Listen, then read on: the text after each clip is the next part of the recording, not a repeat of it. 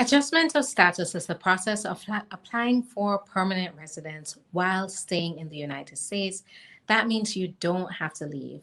Now, one thing I like to say though is that not everyone that qualifies for permanent residence is going to qualify for adjustment of status. And that's why it's so important for you to verify whether or not you will qualify before submitting your application. But I'll tell you who qualifies for adjustment of status.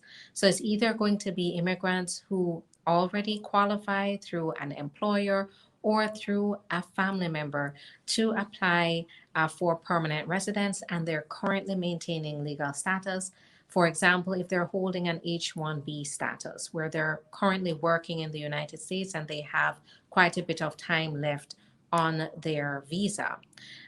Then, if you're out of status, though, only certain individuals are going to qualify, and those are going to be immediate relatives of U.S. citizens. Immediate relatives of U.S. citizens are going to be spouses of U.S. citizens, parents of U.S. citizens who are 21 and up, or the son or daughters of U.S. citizens who are under 21 and unmarried.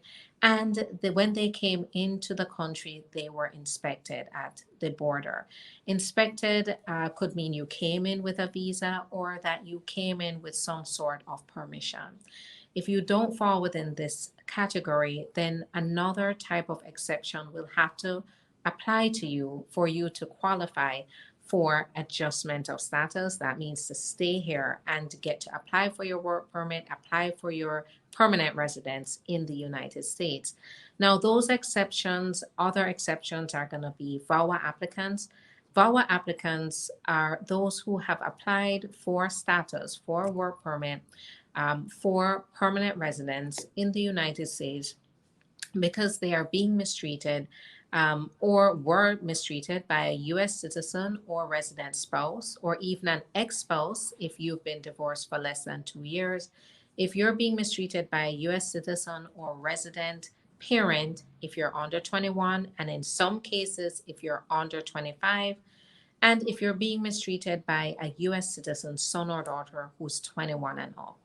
Also, if you are currently a T, victim of trafficking, T visa holder, or you're a U visa holder, victim of crime, then this could also be for you where you stay in the United States and adjust status. And last, if you have received asylum, then adjustment of status may be permissible after 1 year of having asylum. So I hope this was helpful. Like, subscribe, and keep watching. I have more content to come. Have a good one, guys.